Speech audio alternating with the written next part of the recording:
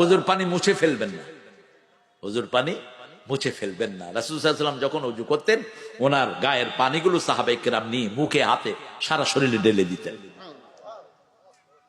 আর রাসূল সাল্লাল্লাহু আলাইহি ওয়াসাল্লাম মুছতেন না, কারণ যতক্ষণ থাকে ততক্ষণ গুনাহ ঝরে।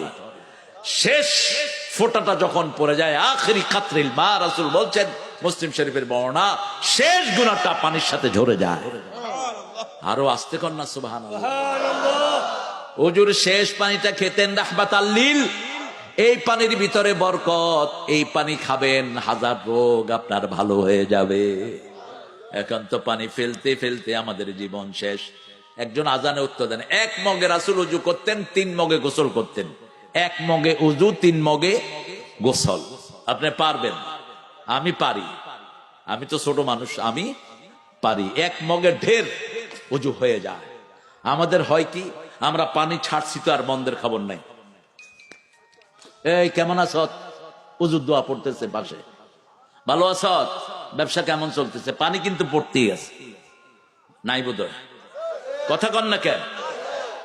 কুলি করতেছে, পানি পড়তে আছে, নাকে পানি দিচ্ছে, পানি পড়তে আছে। আরে বেকুব, বন্ধ কর, তুই হাতে 1 কোষ নিয়ে মুখে দিয়ে বন্ধ কর। অপচয়কারীরা কার ভাই? পৃথিবীতে সবচেয়ে দামি নিয়ামত কি?